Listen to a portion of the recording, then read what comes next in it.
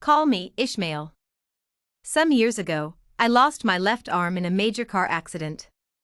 The doctor said that my arm was seriously injured and they needed to cut it off or else. I didn't want to hear it, so I just ignored it. Since then, I have never felt happy again. Whenever I touch my wound, I can't stop thinking about it. The indescribable pain, I'll never forget it.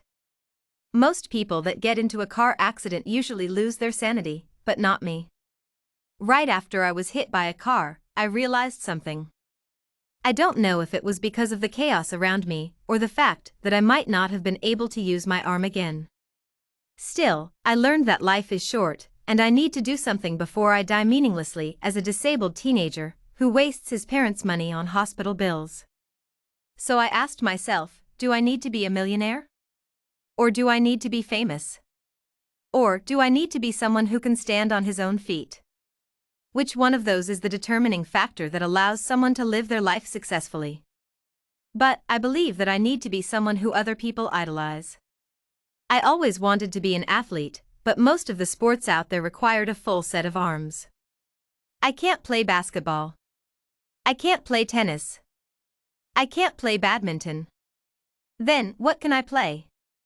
When I was young, I always dreamt of being a swordsman, but it's such a silly dream. This is not the Victorian era, you can't just bring out a sword and flick it around like a toy.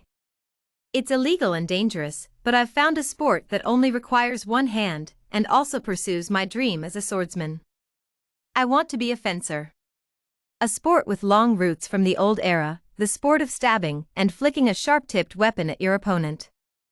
Fencing it is. I was a farm boy from Missouri. But I want to be a fencer.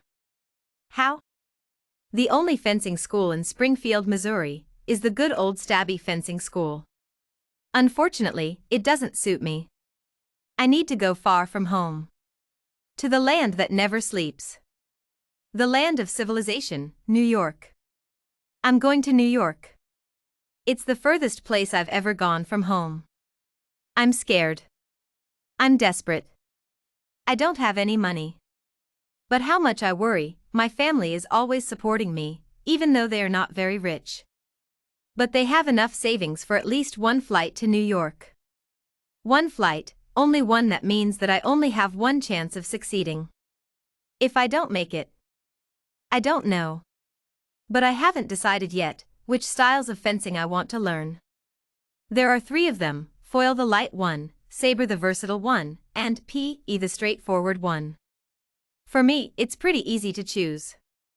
I choose the one that best suits my life, PE. My life is so straightforward. Whatever obstacles are in front of me, I dash through it. So I traveled to none other than Tamir Bloom to study one of the greatest American PE fencers. At first, I didn't know of him, but he got a 5-star on Yelp. I don't want to bore you guys with a lot of fencing terms, so I'm going to skip my training part.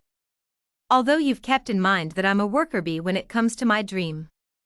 But I've learned my favorite move from here, riposte, the act that you counterattack when you successfully blocked another attack. It's just like my life when someone insults me or even dares to attack me. I'll parry, block, and riposte.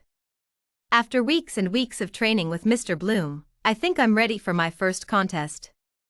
It's not a big contest, but I'm very nervous because it'll be my first and most important step in the fencing world. It's a King of the Hill contest. So, you've to fight someone randomly, and if you win, you get the point, then you get to the next person. Until the timer runs out, the person with the most points wins. My first opponent was just a weak boy who had no chance to compete with me. I opened first, with only one dash, I hit him. It was so easy with the first 3 people. But after that is where it gets harder. The timer almost runs out, there are only 20 seconds left, and my score is tied with another person, Eli Dershowitz. He's this rookie, roughly my age from the famous academy, but I don't even bother to learn the school name. Unfortunately, I have to fight with him in the last match. I can't lose, there are only 20 seconds on the clock. One of us has to strike. Eli dashed directly into me. He's the first person that is fast enough to pass through my guard. He flicks his sword, trying to hit my torso, but I never got a chance to do this before in this contest. I parry. Then, out of nowhere, riposte into his throat. I won the contest by 1 point. Normally, when you win a small contest, you climb the ladder to the regional. But not my couch. He said that if he can do it, I can do it.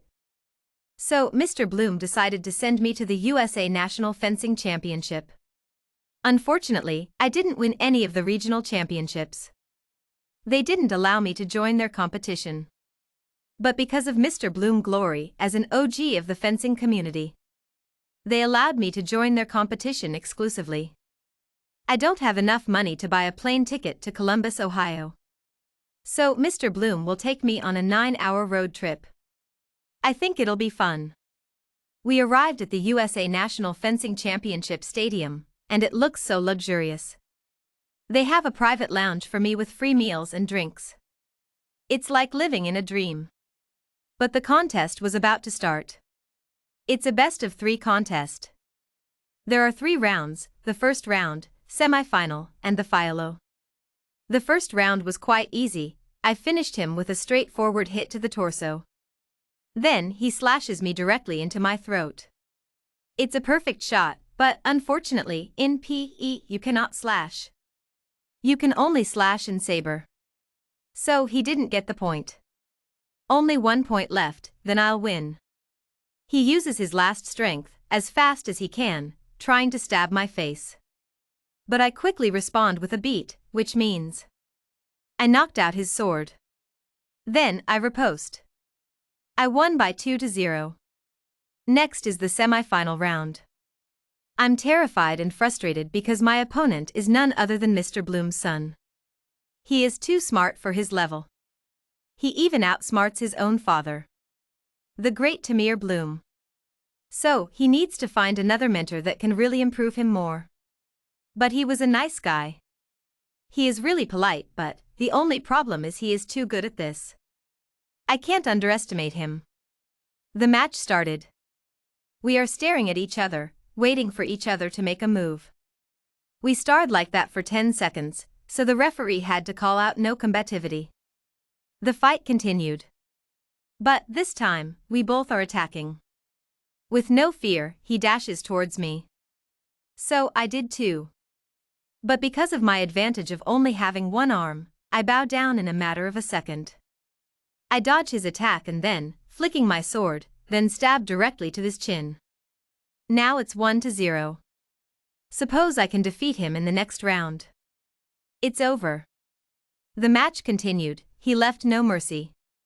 He dashes toward me fearlessly, like he has some plan, but I don't know. So I flick my sword directly in front of me, but out of nowhere, he copied my move. He bowed down, then stabbed into my chin. The next round is the determiner, whether I will waste my life playing fencing or actually make a penny out of it. I'm scared and frustrated, but this time is not like others because my life depends on it. My legs are noodles, my tongue is a bristly sponge, and my eyes are like a bag of bleach. I'm frustrated. I'm scared. I'm on an emotional roller coaster. But the show must go on. I walk out to the stadium, trying to hide my frustration. But I know that he sees right through me. The match started. From this match, I have learned that Tamir Bloom Jr. is a bigger man than an athlete. He did the most embarrassing thing a swordsman can do, to save me from my frustration. He committed a taboo in the fencing world. He turned his back to me. He lost a point immediately, just to let me win. My last opponent was this mysterious psychopath named Alex. No one ever knows his last name. They say that the one that dared to learn his last name, or his origin, never survived to speak. He is the son of some gang lord called El Capitan. Tomorrow I have to fight this unpredictable psychopath. There is a rumor that his last opponent didn't show up for a mysterious reason. I'm scared. I'm desperate. I'm frustrated again. But maybe it's not that bad. Maybe it's just all in my head. Get it out. My hands are shaking non-stop, so Mr. Bloom recommended me to go outside and get some air. While I'm walking along the street, I hear a gun triggered. Glock. I slowly look back. That's the first time I ever saw the face of a psychopath. His face is filled with emotion, joyful excitement. It's like he enjoys pointing a gun at others. But in that situation, the only weapon you got left is guile. I pulled out the oldest trick in the book, but unexpectedly worked with this psychopath. What is that? At that moment, when he looked back, I rushed back to the hotel and called 911. But who are we kidding? It'll never work with these bastards. On the day of the match, I'm so scared that I'm going to die in the match in some way. The match starts. Alex walks onto the stadium. Suspense is building up. Suddenly, out of nowhere, he pulled a suspicious-looking thing from behind his back. Asterisk Glock asterisk bang. It all makes sense now. He is the one in that car. Isn't it? Alex Kandinsky. The world is smaller than you think, huh? It's not nice meeting you, giggle.